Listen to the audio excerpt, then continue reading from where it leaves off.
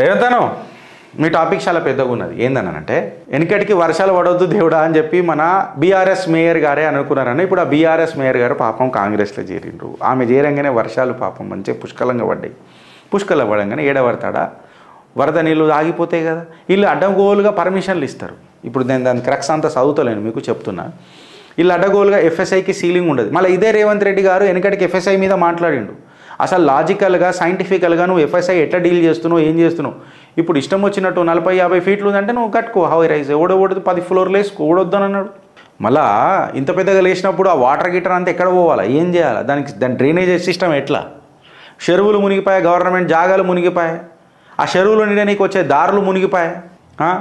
నువ్వు కేవలం ఎఫ్టీఎల్ అంటావు బఫర్ జోన్ అని అంటావు, బట్ చెరువులు నిండడానికి వచ్చే దారులన్నీ మునిగిపోయాయి. ఇదంతా సిటీలకు వరద ఉప్పొంగిపోయాయి.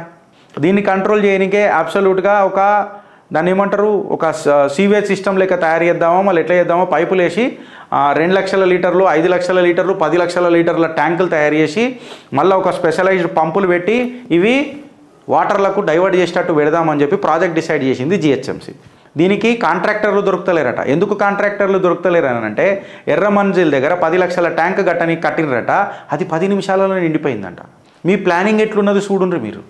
ఫస్ట్ సైంటిఫికల్గా నేను ఒక సివిల్ ఇంజనీర్ కాదు, నేను ఇరిగేషన్ డిపార్ట్మెంట్ చదవలే, నేనేం చదవలే. ఫస్ట్ నేను ఏం చేస్తానంటే ఫస్ట్ టోపాస్ షీట్ తీసుకో. దాని టోపాస్ షీట్ తీసుకొని అసలు ఈ చెరువు ఎట్లా నిండుతుండే ఒక హైపోథెటికల్ సర్వేనన్నా చెయ్యి. నేను రాంగ్ ఉండొచ్చు, but at least I'm trying to say some solution. నేను మీలాకనైతే చేతులు కూర్చొనేటట్టు కాదు. ఇది నా దేశం, ఇది నా భాగ్యనగరం. ఈడ పుట్టినోని నేను సో నాకు హక్కు ఉంటుంది. నేను ట్యాక్స్ కడుతున్నా, నాకు ఏం దొరుకుతలేవాడా ఉచితాలు మీతోని, ఇది గుర్తుపెట్టుకోరు. ఇప్పుడు నేనేం చెప్తున్నా అంటే ఫస్ట్ అసలు ఎట్లా నిండుతుంది చెరువు అనేది సైంటిఫిక్ ఒక సర్వే చేయి, ఒక టీం పెట్టి. ఈ దారులు ఇట్లా వస్తున్నాయి, అచ్చా ఈ దారులలోకి వస్తుండే. ఇప్పుడు ఈ దారులను బిల్డింగ్స్తోని దాంతో సూపర్ ఇంపోజ్ చేస్తే నీకు ఎక్కడ బ్లాకేజెస్ ఉన్నాయి, బ్లాకేజెస్ తెలిస్తే హైయెస్ట్ రెయిన్ఫాల్ ఎప్పుడైతే పడ్డదో హైయెస్ట్ రెయిన్ఫాల్ ఒక 25 సంవత్సరాల 30 సంవత్సరాల డేటా తీసుకో, లేదా 50 సంవత్సరాల డేటా తీసుకో. 50 సంవత్సరాలు తీసుకొని హైయెస్ట్ ఎంతైతే రికార్డ్ అయిందో రెయిన్ఫాల్, ఆ రెయిన్ఫాల్ తీసుకొని ఎక్కడెక్కడ వాటర్ క్లాగింగ్ అనేవో తీసి దీన్ని బిల్డింగ్స్తో సూపర్ ఇంపోజ్ చేస్తే ఇప్పుడు వాటర్ పోయే దారేడు ఉందో నీకు తెలిస్తే ఆడ ట్యాంకులు కట్టి ట్యాంకులతో పంపులు కట్టుడు కాదు, యూట్యూబ్లో పోయి కొట్టు. రేవంత్ రెడ్డి గారు మీకు చెప్తున్నా, మీరు ముఖ్యమంత్రి కదా, you are held responsible for this state and you are accountable as well.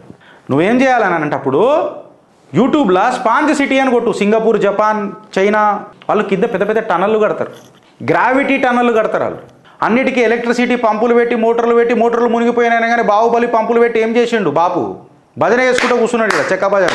ఏం కాలే ఆడ. నేను అదే చెప్తున్నా, ఫస్ట్ అయినంత మటుకు కాస్ట్ రిడక్షన్ చేయడానికి ప్రయత్నం చేయి. మోక్షగుండ విశ్వేశ్వరయ్య గారు హిమాయత్ సాగర్ గండిపేట నీళ్ళని బై గ్రావిటీ తీసుకొచ్చిండు. విష్ అని చెప్పి ఆగిపోతాడు మీ ఫేక్ గాంధీ, జూటా గాంధీ, జాతి గాంధీ. నోరు కూడా తిరగదు, మళ్ళీ ప్రధానమంత్రి అవుతానని అంటాడు.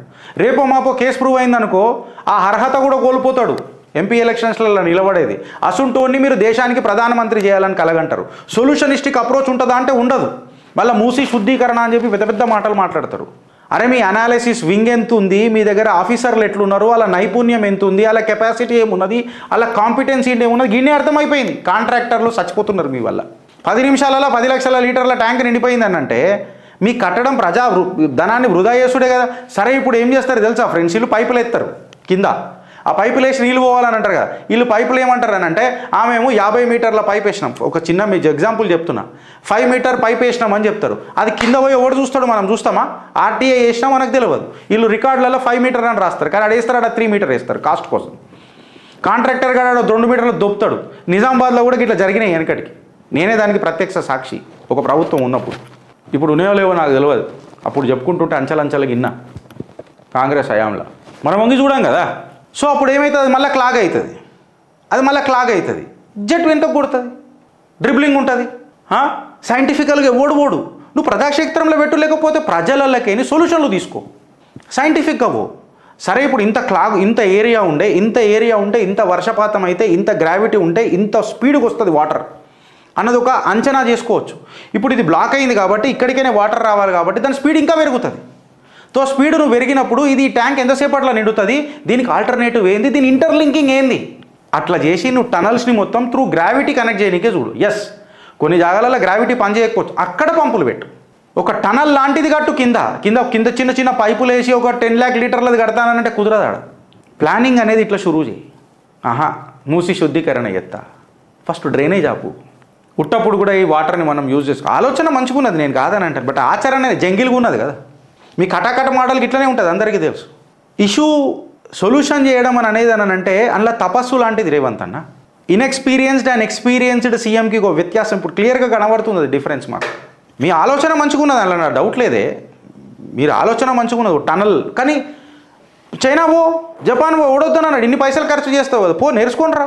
కానీ పంపించడం కరెక్టోని పంపు, మళ్ళీ అందులో కూడా రిజర్వేషన్లు పెట్టకుర్రి, మెరిటోని పంపుర్రి.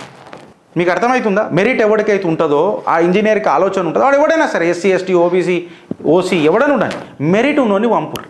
ఎందుకంటే ప్రజాదానం మీద టికెట్లు పోసుకున్నారు, ఆడు పోయి ఆడు ఎంజాయ్ చేసి వచ్చిండు అనుకో, 2 పెగ్గులు కొట్టి 2 హగ్గులు కొట్టి 2 పబ్బులు తిరిగి, అది కాదు కదా కావాల్సింది. భాగ్యనగరం భాగ్యాన్ని మార్చే బాధ్యత ఆడు తీసుకుంటాడా అని అనేది చూడు. మేము చెప్పినది ఇట్లా కథనం రాంగ్ అనిపిస్తే మమ్మల్ని ఉతికే ఆరేసేయండి friends. And we also given a narrative. మాకు తెచ్చిన సొల్యూషన్ మాకు కామన్ సెన్స్ పెడుతున్నాం అంతే. కామన్ సెన్స్ పెడితే అర్థమవుతుంది అన్నా. మేము మోతబరి బ్యాచ్ జర్నలిస్టులం కాదే, మేము వీఆర్ ఇంజనీర్స్. మాకు నంబర్లు కనబడాలి, అర్థం కావాలి. ఒక సైజు నట్టు ఉందంటే దాని సైజు బోల్టే ఫిట్ అవుతుంది. నట్టును కట్ చేసి బోల్టు ఇరికిచ్చి పెడతానంటే స్ట్రెంత్ ఏడు ఉంటుంది, జారిపోతుంది, జారు మిఠాయి లెక్క. ఇప్పుడు మీరు జారుతున్నారు చూడు ముఖ్యమంత్రి పదవిలకేని జుర్రుమనని.